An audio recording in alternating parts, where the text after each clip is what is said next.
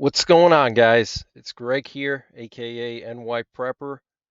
It is Sunday, October 15th, 2023, and I have another emergency update to share with you guys. I wanted to share the latest information that I have on the situation in the Middle East. Right now, it is 9:01 p.m. Eastern Time here in the United States, and we currently have over a half a dozen C-17 Globemasters heading towards Europe and the Mediterranean, and these are heavy transport planes.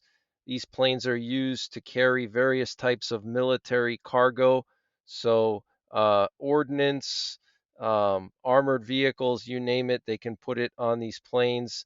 Six of them airborne right now going towards the Mediterranean to reinforce Israel. We had a few of them last night also going towards the Mediterranean. So the U.S. is beefing up its presence in the Middle East heavily. Two carrier strike groups and all of these globe masters going there now, pouring in all the weapons and equipment that Israel is going to need for their ground invasion of northern Gaza. And we do know that the ground invasion of Gaza by Israel has been postponed, and there's no clear reason yet why it was postponed. It was supposed to start overnight last night, but it hasn't started yet. There's a lot of different theories out there about why. So I'm not going to really get into that, but it's going to happen any day now. Okay, so please make sure you're prepared. Make sure you have a bug out bag. Make sure you're aware of your surroundings. If you live in a big city or you have to travel to a big city for work, be aware of your surroundings. Have an escape plan, have a bug out plan, have a nuclear war survival plan in case things escalate and Iran gets involved.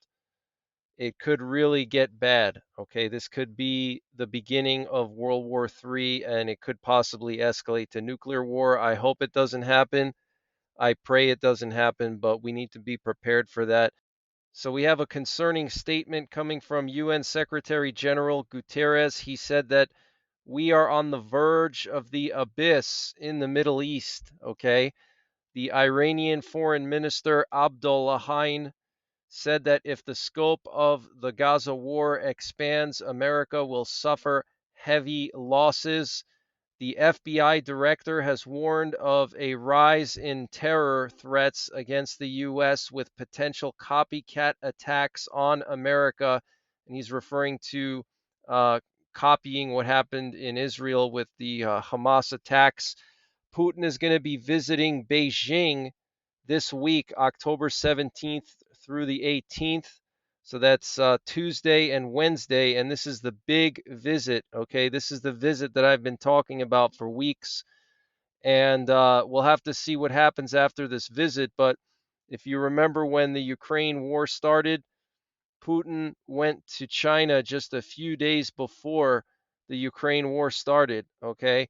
So I would be very concerned that something could happen this weekend when Putin gets back to Russia. Maybe he's going to launch an attack on the Baltic countries, maybe something else. I don't know. Maybe he's going to use nuclear weapons against Ukraine. I have no idea. But it's very concerning that he's going to China again. It's rare for him to travel outside of Russia these days. So for him to go to China and meet with the leader of China in person is pretty significant. Okay. And NATO is going to begin a major nuclear war exercise starting this week. Okay, they're going to do a massive nuclear war exercise for deploying their tactical nuclear weapons. And we know that four B-1 nuclear bombers arrived in the UK in the past couple of days. The Israeli Defense Minister Yoav Gallant said that Lebanon will pay a heavy price for every activity outside of its borders. Biden spoke to the families of the American hostages and told them that they will not be left behind. And the emergency deployment of dozens of U.S. military A 10 Thunderbolt aircraft have arrived in the Middle East today. The Israeli Air Force has been active over Beirut, Lebanon today. And I want to just show you guys this interesting video that's been circulating on social media. It shows what appears to be the first ever combat deployment of laser weapon systems in the world. This is the Israeli Iron Beam system, and this is basically a air defense system that uses lasers. Okay, so it's like the Iron Dome, but they use lasers instead. And some people were saying that this was fake, that this was something else, but it looks legit to me. I mean, what else could that be? I mean, there's no interceptor missile that can go that fast. Okay, look at that. It's like something out of Star Wars. That's just super cool. So looks like that's what Israel is going to be using from now on. But again, I cannot verify 100% that this is true. Okay, I just wanted to share this video. You can decide for yourself what to make of it. And before I continue with the breaking news, I want to mention the sponsor for this emergency update, which is My Patriot Supply. Guys, it's important to have an emergency food supply. We live in very uncertain times. We're on the verge of possibly World War III and nuclear war with Russia and Iran, and just total chaos going on in the world right now.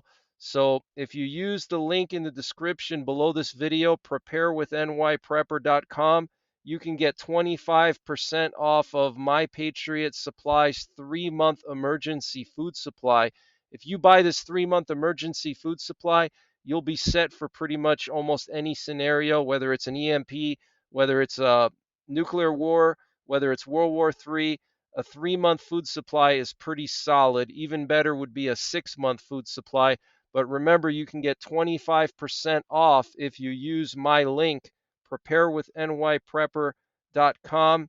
And this emergency food supply has a 25-year shelf life, and it doesn't take up a lot of space. It comes in 6 rugged water-resistant buckets, so they're about the size of like a 5-gallon bucket that you would buy at like a home improvement store. And so you can easily fit your 3-month food supply in a closet. If you live in an apartment, even if you're a college student and you have a dorm and you have limited space, you could easily fit this 3-month emergency food supply even in a college dorm. Okay, they also have a 2-week emergency food supply, which I would consider to be the absolute minimum. So I want to share some more flight paths with you guys. Here we have a P-8 Poseidon that was active in the Eastern Mediterranean. It's been active the past 24 hours. This is a sub-Hunter plane patrolling the Eastern Mediterranean, checking to see if there's any Russian subs or any foreign submarines operating in the Eastern Mediterranean that could potentially threaten the carrier strike groups that are going to be there. We also have this U.S. Air Force VIP plane that left from Cyprus and is going back to Europe. And this plane was actually in Israel yesterday. So probably some top generals in the military met with Israeli generals. And there's also a C-17 Globemaster on its way to Israel today. Another load of equipment and ammunition and supplies, whatever war supplies. Here we have 2 Mexican Air Force planes going to Israel and obviously going to pick up their people and get them out. And here we have a Polish C-130 that left Tel Aviv and is going back to Warsaw, and obviously either taking Polish citizens out or European citizens out of Israel.